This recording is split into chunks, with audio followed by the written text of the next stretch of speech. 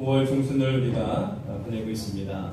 가정에 따른 이 한 달 동안 계속해서 우리는 하나님의 은혜 안에 가정이 얼마나 소중한지를 늘 체감하고 또 그것을 말씀 통해 나누고도 있습니다. 항상 우리 강석교 믿음의 식구들의 가정과 일터 가운데 주의 은혜와 평강이 가득하게 원합니다. 이 한 주간 살아가신 동안에도 하나님 주시는 샬롬으로 충만한 복된 한 주간 되시기를 주의 이름으로 축원합니다. 네, 감사합니다. 우리 양옆에 앞뒤병과도 인사 나누겠습니다. 참 잘 오셨습니다. 주의 이름 사랑합니다.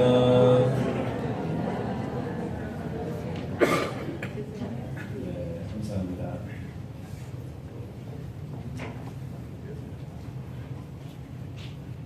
우리가 4월 마지막 주에서부터 히브리서 강의를 시작했는데 어린이주일과 어버이주일을 지나면서 잠깐 공백을 가질 수밖에 없었습니다.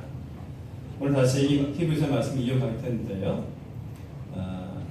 그 전에 말씀 한 번 더 이렇게 다시 되짚어보고 그리고 오늘 말씀 이어가도록 하겠습니다. 우리가 함께 읽었던 이 히브리서의 말씀의 배경은 주후 60년에서 70년 경으로 추정하고 있습니다. 그 시기는 가장 혹독하게 크리스천들이 박해를 받던 시기였습니다.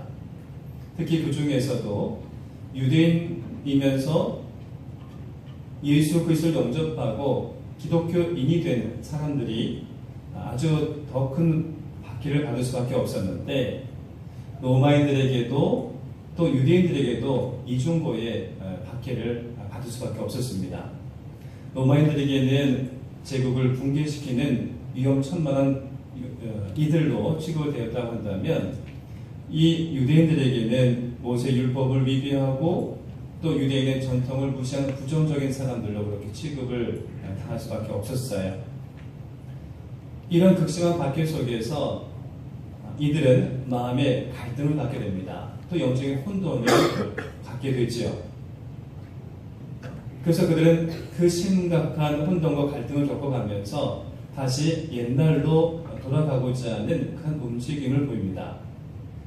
차라리 그냥 편하게 유대교인으로 살아가면 되는데 내가 왜 이렇게 이런 고통을 당해야만 하는가 라고 하는 혼돈 속에서 다시 옛 모습으로 찾아가려고 하는 이들 향해서 이 히브리서 저자는 하나님께서 그럼에도 불구하고 우리가 중심을 지키기 원하신다.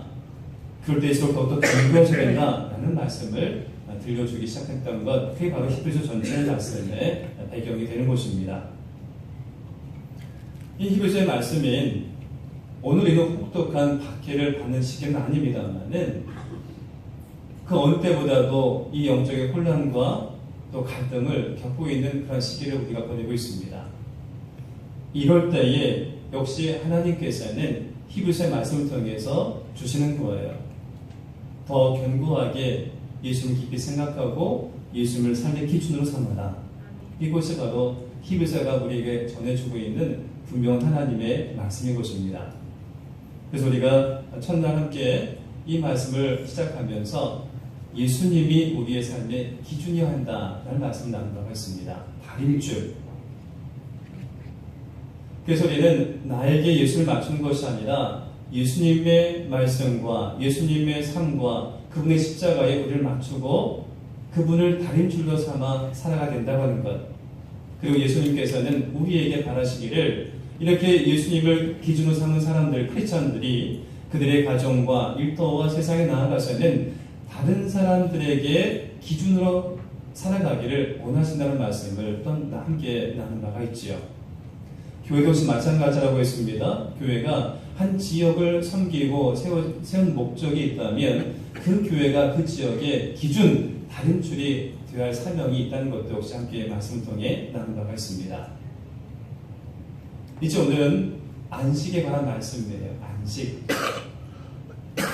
그 박해의 시대를 살아낸다고 하는 것은요, 아마 매일매일이 공포이자 불안이자 두려움이었을 겁니다. 그 박해를 피해서 그들이 다시 원래 제로 돌아가려고 하는 것은 대단히 인간적이면서 그럴 수도 있겠다라고 하는 한편의 동정마저도 생기게 됩니다. 그런데 과연 그렇게 옛날로 돌아간다고 해서 다시 평안함을 얻을 수 있을까? 정말 안식할 수 있을까? 그렇지 않다는 거예요. 그래서 이 히브리서 저자는 오늘 4장의 말씀을 통해서 우리에게 진정한 안식은 어떻게 얻어질 수 있는 것인지, 이 안식을 우리가 어떻게 누릴 수 있는 것인지를 말씀해 주고 있는 것입니다. 오늘 주제는 그래서 안식입니다. 여러분, 우리가 예전에 이 안식에 대한 말씀을 이미 나눈 바가 있지요. 안식이란 무엇이라 했습니까? 안식이란 문자적으로 그대로 풀면 편안하게 숨을 쉬는 것이 안식이라고 했습니다. 우리는 숨가쁜 세상을 살아가고 있습니다. 숨쉬기 또 바쁜, 숨쉴 여유도 없이 그렇게 살아가고 있어요. 그렇게 바쁘게 살아가는 삶 속에서 적어도 자신의 숨소리에 귀를 기울일 수 있는 정도의 여유가 있는 삶이 바로 안식을 누린 삶이죠. 그런데 이것이 그냥 문자적으로 일반적인 안식과 유사하다고 한다면 성경적 안식은 여기 하나 더 추가가 됩니다. 내 호흡을 느낄 정도의 그렇게 안식을 누리는데 곰곰이 생각해 보니 과연 나의 호흡은 어디로부터 비롯되냐고 하는 거예요. 호흡이 멈춰지면 생명이 멈추듯 진짜 나의 생명의 원주인은 누구인가? 나를 호흡하게 하신 분이 누구인가? 이것을 묵상하다 보니까 하나님께로 향해 나아가게 된다고 하는 겁니다. 하나님이 나를 호흡하게 하시고 하나님이 나로 생명을 이어가게 하신 분이시구나. 그래서 그분 앞에 나아가서 하나님과 깊은 친교, 영적인 사귐의 시간을 갖는 것이 진정한 안식이자 평안이며 그 시간이 바로 안식이다라는 말씀을 나눈 바가 있습니다. 이 안식에 들어가기 위해서는 그래서 이 정도의 과정은 반드시 갖춰야 되는 것인데 그것은 무엇입니까? 첫 번째, 멈춤의 시간을 반드시 가져야 한다고 하는 것을 보았습니다. 여러분, 일단은 안식하기 위해서는 멈춰야 됩니다. 하던 일도 멈춰야 되고 하던 계획도 멈춰야 됩니다. 그래야지 숨 쉴 수가 있는 겁니다. 그런데 그냥 일이나 우리의 계획만 멈추는 것이 아니라 우리의 생각도, 더 나아가서는 우리의 불안과 우리의 염려와 우리의 근심과 두려움마저도 멈추고 내려놓을 수가 있다는 겁니다. 비로소 이럴 때에 안식으로 들어갈 수가 있는 겁니다. 멈추지 않고서는 제대로 숨을 쉴 수가 없는 거예요. 그리고 비로소 숨을 쉬면서 내 몸만 숨 쉬는 것이 아니라 내 마음도 숨 쉬는 것이 필요하고 그리고 우리의 영혼이 숨 쉬는 것이 더 중요하다는 것을 깨닫게 되는 순간 하나님 앞으로 나아갈 수밖에 없는 겁니다. 내 영혼을 숨쉬게 할 수 있는 분, 내 영혼에 안식을 줄 수 있는 하나님 앞으로 나갈 때에 비로소 우리는 주를 바라보게 되고 그분이 주신 참된 안식과 평안을 누릴 수가 있게 되는 것이지요. 그런데 오늘 말씀의 배경이 되고 있는 당시의 크리스찬들, 이들은 왜 다시 원래 자리로 돌아가려고 했던 것입니까? 다름 아니라 그들은요 멈추지 못했던 거예요. 그 혹독한 박해를 겪어가면서 그들의 불안과 그들의 두려움과 그들의 염려와 근심을 멈추지 못했던 거예요. 당연히 그러니 우리의 생명의 주인 되시는 하나님을 바라볼 수 있는 여유도 가질 수가 없는 것이지요. 더 나아가서는 참된 안식을 얻을 수가 없는 거예요. 결국 이같이 안식을 잃어버린 이유가 무엇인가? 그것은 결국에 믿음의 문제라고 하는 것을 성경 우리에게 말씀해주고 있는 겁니다. 믿음의 문제다.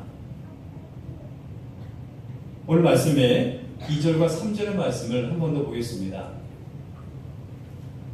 그들과 같이 우리도 복음 전함을 받은 자이나 들은 바 그 말씀이 그들에게 유익하지 못하는 것은 듣는 자가 믿음과 결부시키지 아니함이라. 이미 믿는 우리들은 저 안식에 들어가는도다. 이 말씀을 조금 더 쉽게 이해하기 위해서는요, 표준 세 번의 성경을 보겠습니다. 이 말씀을 보시면 좀 더 명료해지지요. 그들이나 우리나 기쁜 소식을 들은 것은 마찬가지입니다. 그런데 들은 그 말씀은 그들에게는 아무런 유익이 되지 못하였습니다. 그들은 그 말씀을 듣고서도 그것을 믿음과 결합시키지 않았기 때문입니다. 그러나 그 말씀을 믿는 우리는 안식에 들어갈 것입니다. 여러분, 이 말씀 핵심이 무엇입니까? 믿음이 있어야 안식할 수 있다는 겁니다. 믿음이 있어야 멈출 수 있다고 하는 거예요. 믿음이 우리의 근심을 멈추게 하고, 믿음이 우리의 두려움을 멈추게 하고요. 믿음이 우리의 불안과 우리의 앞으로의 모든 장래의 걱정을 멈추게 할 수 있다고 하는 겁니다. 믿음이 우리를 안식에 들어가게 하고요. 믿음이 우리를 호흡하게 하고, 믿음이 하나님과 교제하게 한다는 겁니다. 안식에 있어서 결국에 가장 중요한 것은 바로 믿음인 거예요. 지난주에 중보기도 모임을 화요일에 이천에 있는 송락교회로 다니는 바가 있습니다. 우리가 1년에 한 번씩은 꼭 5월이나 6월경에 다녀오는 교회이죠. 그 교회 담임하시는 조기공 목사님, 저보다 4년 선배이신데 제가 참 존경하는 분이십니다. 그 목사님 보면 늘 쾌활하셔요. 또 평안하십니다.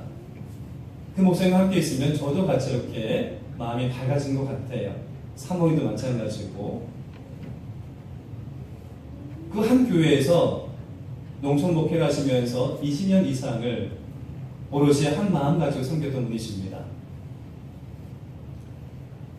사석에서 제가 언뜻 그렇게 질문을 드린 적이 있어요.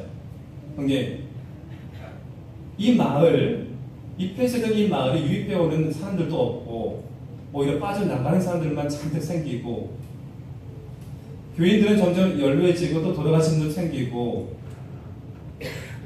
신경 쓰이지 않아요? 걱정되지 않습니까? 힘들지 않아요? 그랬더니만은 그 목사님의 특유의 쾌활한 목소리로 답하십니다. 야, 왜 안 힘들겠냐? 왜 신경이 안 쓰겠냐? 그래서 제가 말했습니다. 아니, 그러면 사역질 한번 좀 옮겨보시면 좀 그렇게 좀 벗어날 수 있지 않겠냐고 그냥 넌지시 말했더니만 목사님 이렇게 말씀하신 겁니다. 하나님께서 나도 이곳에 있기를 원하시는데, 하나님이 이곳을 벗어나라고 말씀하지 않으시는데, 그래서인지 나는 이곳이 좋다? 그렇게 말씀하시는 거예요.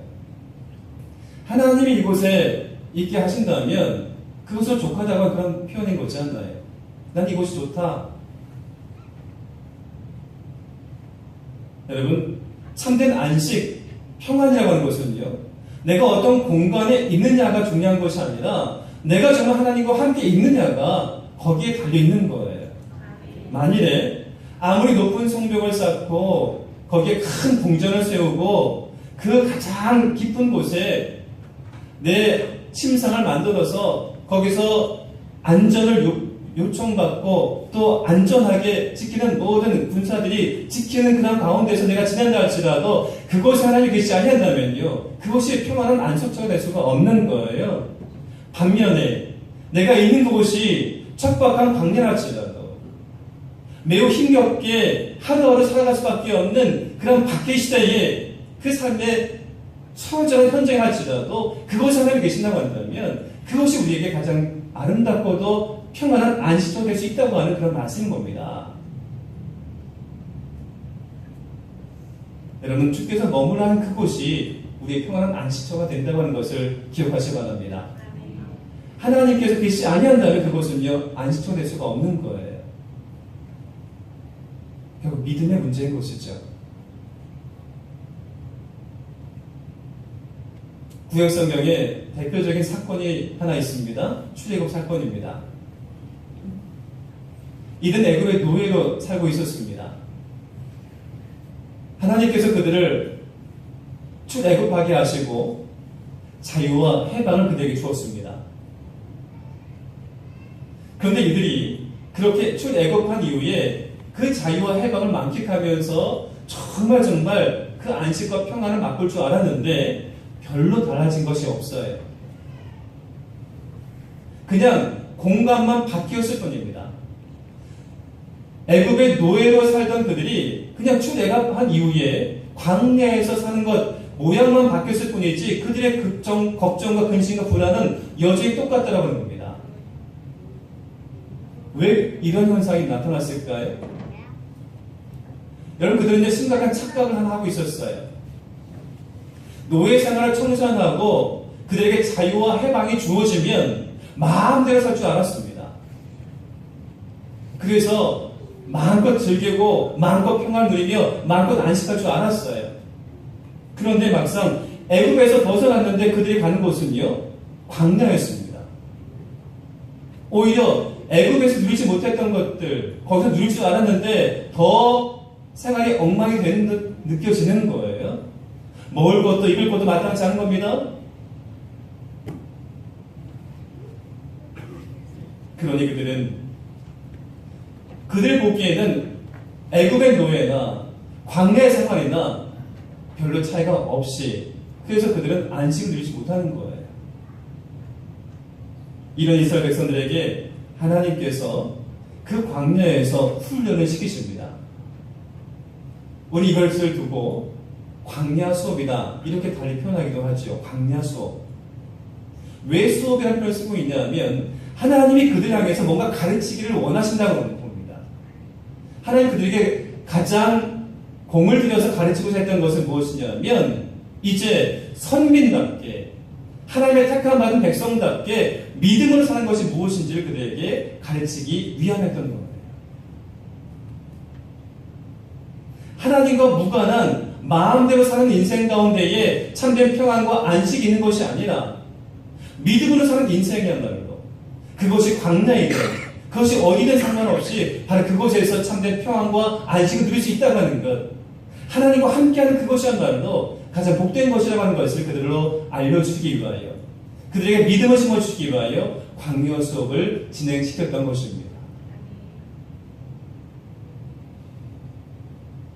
여러분, 사과는요, 반죽을 쪼개면 옆 사람과 나눠 먹고 또 인심을 쓸 수가 있습니다. 좋은 일이죠. 그러나 믿음이라고 하는 것은요, 반죽을 쪼개면 그것으로 끝이 납니다. 한 발은 세상에 또 한 발은 믿음의 자리에 놓는다고 한다면, 이도저도 아니라고 한다면요, 우리의 불안과 근심과 염려는 멈출 수가 없는 거예요. 참된 안식을 누릴 수가 없는 겁니다. 출애굽 하였음에도 불구하고 그들은 여전히 애굽의 노예와 같이 달라진 것이 없었던 것은 온전하게 믿음의 자리에 들어가지 못했기 때문이에요. 여러분, 믿음으로 뛰어들시기를 주님으로 축원합니다. 믿음을 가지시길 주님으로 축원합니다. 믿음을 가질 때만이 비로소 참된 안식을 누릴 수가 있는 거예요. 내가 점령한 공간이 어디인지 상관없이, 혹시 나의 삶의 자리가 척박한 광야할지라도 그곳에서 안식 누릴 수 있는 겁니다. 하나님이 함께 하시기, 하나님이 머무신 곳이기에. 예수 믿는다는 것도 혹시 마찬가지 아니겠습니까? 우리는 예수님의 십자가의 공로에 의해서 진노의 자녀였던 우리가 하나님의 자녀가 되었습니다. 그러면 여기서 끝이 나는 건가요? 아니지요. 예수 믿는다고 하는 것은 이례적인 믿음이 아닙니다. 예수님 그들을 구원해 준 것으로 끝나는 것이 아닙니다. 그 구원자신 예수님이 우리의 삶의 기준 되어지고, 그리고 예수를 믿는 믿음으로 살아가는 것이 크리스찬의 삶이라는 것입니다. 그럴 때 우리는 어떤 자리, 어떤 환경 속에서도 이 안식을 누구에게도 빼앗기지 아니하고 참된 평안과 참된 안식을 낳고 누리며 살아갈 수가 있게 되는 거예요. 여러분, 마음대로 살기보다는 믿음대로 사시기를, 하나님이 함께 하신 그곳에 머무시기를 주의 이름으로 축원합니다. 이 믿음으로 영원히 하나님 나라에 이르기까지 산다면 이 땅에서 누리는 참된 안식과 평안을 맛보며 살아갈 수가 있게 되는 것입니다.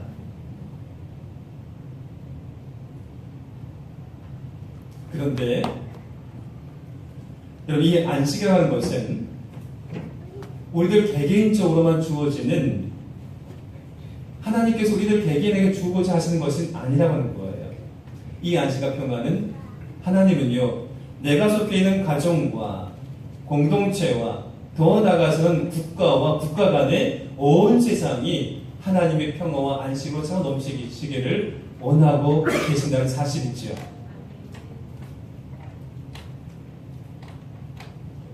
좀 어려운 책이지만 유대인 랍비로 명성을 날리고 있는 에브람 헤스라고 하는 사람이 쓴 안식이라는 책이 있어요.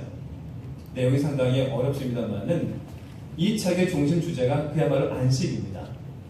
그런데 그는 이 안식에 대해서 이렇게 정의를 내립니다. 안식은 하나님이 천지를 창조하실 때에 가장 마지막에 하신 것이지만 이 천지 창조의 목적과 의도에서는 이 안식은 가장 첫 번째다, 이런 말을 해요.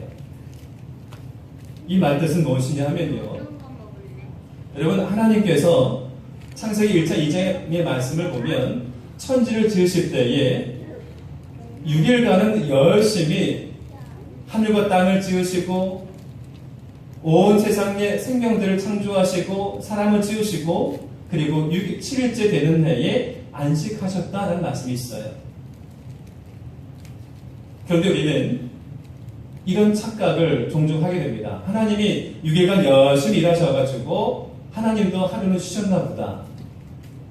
여러분, 하나님은 쉼이 필요치 않으신 유한한 존재가 아닌 전지전능하신 분이십니다. 그런데 왜 하나님께서는 7일째 되는 날을 안식하셨다라고 하신 걸까요? 하나님께서 우리처럼 뭔가 일하신 다음에는 잠깐이라도 에너지가 소진되었으니까 쉼이 필요하기 때문에 그럴 리가 없습니다. 하나님이 안식하신 것은요, 결국에는 안식조차도 만드신 거예요. 즉, 세상의 모든 하나님이 지으신 창조의 세계는 반드시 안식이 필요하다고 하는 겁니다. 평안이 필요하다고 하는 거예요. 다시 말한다면, 여러분, 사람에게도 안식이 필요합니다. 숨 쉴 시간이 필요한 거예요. 하나님이 지으신 천지, 하늘과 땅도, 바다도, 모든 생태계, 모든 세상도 안식이 필요하다고 하는 겁니다. 즉, 하나님의 창조의 역사 가운데 안식은 필수 불가결한 겁니다. 하나님의 세상의 창조의 작동의 원리라고 하는 겁니다. 그러므로 피조물인 우리들이 안식을 무시하거나 하나님의 창조의 세계를 안식하는 것들을 간과해서는 안 된다고 하는 겁니다. 세상은 때로는 쉬기도 해야 되는 것이고요, 세상의 평안을 위해서 우리가 힘을 다하는 것이지요. 그리고 여기에 또 하나, 하나님께서 7일째 안식을 선포하시고 그것을 지키라고 하신 이유는, 여러분, 모든 것은요, 제일 중요한 것은 마지막에 결론을 짓거나 강조하기 마련입니다. 즉, 하나님은 당신의 이 창조의 세계의 원리, 작동의 원리로 이 안식을 하게 하신 것뿐만 아니라 모든 하나님이 지으신 사람뿐만 아니라 세상의 모든 것들은 무엇을 목적으로 가야 되는가, 무엇을 지향해야 되는가, 안식과 평화를 지향하고 그것을 목적으로 삼아야 된다고 하는 것입니다. 이것을 에브라임 헬셀이 하는 말이에요. 그럼 적어도 이것은요, 어떠한 납비한 얘기가 아니라 오늘 우리들에게 생생히 들으신 하나님의 말씀으로 우리 받아들일 수가 있어야 하는 것입니다. 여러분, 안식은 하나님의 창조의 궁극적인 목적인 거예요. 우리가 가진 하나님의 명령이라는 것이 안식인 것입니다. 오늘 말씀에 11절의 말씀을 우리 다 같이 보기 원합니다. 그러므로 우리가 저 안식에 들어가기를 힘쓸지니 이는 누구든지 저 순종하지 아니하는 본에 빠지지 않게 하려 합니다. 저 안식에 들어가기를 힘쓸지니, 믿는 사람들은 누구나 안식을 향해 수고하고 그것을 목적으로 삼아야 된다는 그런 말씀인 거예요. 그런데 이 말씀은 단지 우리 자신만의 안식이 아니라고 했습니다. 내가 속해 있는 공동체, 더 나아간 세상의 안식을 위해서 힘을 쓰라고 하는 그런 말씀인 거예요. 이 말씀은 그 박해 시대에 심지어는 자신을 박해하는 로마인들과 유대인들에게도 평화를 선포하고 그들과 함께 안식을 누릴 수 있어야 된다고 하는 그런 말씀인 거예요. 여러분, 이 말씀을 상식적으로 받아들일 수 있겠습니까? 나를 박해한 사람입니다. 나를 싫어하는 사람입니다. 나를 핍박한 사람입니다. 그들에 의해서 나의 일상이 붕괴되어졌고, 그들 때문에 내 가정이 파괴되어졌고, 그들 때문에 내가 억울한 녹살을 하였고, 심지어는 검투사에 놓이가 있다므로 사제의 밥으로 던져지는 치욕과 아픔을 당했습니다. 그런데 그들에게까지도 하나님은요, 안식하기를 힘쓰다 그들과도 평안하라고 하는 겁니다. 그럼 이것을 우리가 어떻게 받아들일 수 있겠냐고 하는 거예요. 우리의 생각과 우리의 의도라고 한다면, 우리의 경험을 본다면 그것은요, 안갚음해줘야 되는 겁니다. 복수하는 것이 맞는 거예요. 대갚아 주리라. 언제 우리가 성공해서, 우리가 언제고 힘을 길러서 반드시 이 억울함을 갚아주리라. 이것이 우리 마음이지 않나요? 악한 사단은 우리 이 본성을 끊임없이 자극시킵니다. 너 가만히 있으면 안 돼. 똑같이 갚아줘야지. 하나님의 창조 원리이자 하나님께서 세상을 창조하신 궁극적인 목적인 평화와 안식을 멀리하고 복수하고 안 갚으라고 우리를 끊임없이 추동시키는 거예요. 오늘 히브리서를 통해 하나님 말씀하십니다. 그럼에도 불구하고 안식하기를 힘을 다하라. 원수진 자들과 함께도 평화를 나눌 수 있어야 됩니다. 여러분, 이것이 가능하기 위해서는요, 딱 한 가지 방법밖에 없습니다. 앞으로도 계속해서 강조할 수밖에 없는 말씀, 히브리서 전체 말씀이 압축된 이 한 단어, 이 구절, 이것만큼 여러분 마음속에 새기기 원합니다. 바로 히브리서 3장 1절의 말씀입니다. 여러분, 이 말씀은요, 우리 모두 함께 다시금 받들어 읽었으면 좋겠습니다. 네, 한 목소리로 같이 읽어보겠습니다. 시작. 그러므로 함께 하늘의 부르심을 받은 거룩한 형제들아, 우리가 믿는 도리의 사도이시며 대제사장이신 예수를 깊이 생각하라. 아멘. 그렇습니다. 우리의 대제사장이신 예수를 깊이 생각하라. 우리의 생각과 우리의 의지와 우리의 판단과 우리의 경험으로는요, 복수할 수밖에 없어요. 나를 핍박한 사람, 나를 박해한 사람 어떻게 용서할 수 있겠습니까? 그러함에도 불구하고 하나님의 창조의 원리이자 울량하신 궁극적인 목적, 세상의 평화를 위하여 먼저 이 땅에 오셔서 평화의 왕으로 오신 예수님이 먼저 고난당하시고, 먼저 배신당하시고, 먼저 아픔당하시고, 먼저 상처를 당하셨던 예수님, 내 의지와 내 경험과 내 판단할 수 없지만 그분을 생각하니 그것이 가능하게 되더라는 것입니다.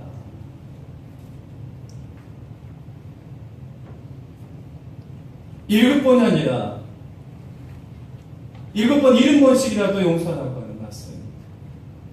내 오른뺨이 따이고 왼뺨도 가려고 하는 예수님의 말씀뿐만 아니라, 그건 예수님이니까 가능하시죠. 나는 못합니다고 하는 것이 아니라 예수님께서 십자가상에서 정말 죽기까지 하셨던 것, 십자가에 달린 상태에서 밑에 있는 수많은 사람들이 예수를 조롱하고 비난했던 모습 지켜보시면서도 끝내 성부 하나님께 저들 용서해달라고 말씀하셨던 예수님, 다 등들이 도망쳤던 제자들에게 먼저 찾아가셔서 너에게 평강 있을지어다라고 평화를 선포하셨던 예수님, 갈릴리까지 찾아가셔서 아침에 그들 위해 식사를 준비하시고 그들에게 식사를 베푸시면서 그들을 품으신 예수님, 그 예수님을 깊이 생각할 때만이 비로소는 평화의 사도로 살아갈 수가 있게 된다는 말씀이에요. 바라기는 하나님께서는 우리들 각자에게 평화와 안식을 주길 원하십니다. 그리고 우리가 얻은 안식과 평화를 모든 사람들에게 나눠주기를 원하십니다. 우리의 대상에는요, 우리와 원수진 자들도 포함되는 겁니다. 우리의 의지와 우리의 생각과 우리의 경험은 불가능하지만 예수님을 깊이 생각하면 가능하게 됩니다. 예수를 더 깊이 생각하시고 모든 이들과 화평하며 참된 안식과 평화를 누리며 살아가는 저 여러분 되시기를 주의 이름으로 축원합니다. 오늘 말씀의 결론입니다. 여러분, 안식에 들어가기 위해서라면 멈추십시오. 내어 맡기십시오. 근심과 걱정과 염려를 멈추시고 믿음으로 주님 바라보시기를 주의로 축원합니다. 또한 이 평안을 가지고 창조주 하나님께서 안식을 우리에게 주셨던 그 궁극적인 목적과 의도를 깨달으신다고 하면 이제는 평화의 사도로 살아가시기를, 안갚음과 복수가 아니라 화해자로 평화의 사도로 살아갈 수 있는 우리 간설의 공동체와 온 믿음의 가정과 식구들 다 되시기를 주 이름으로 축원합니다. 우리 함께 이 시간 찬양하겠습니다. 이 찬양이 우리의 신앙의 고백이자 또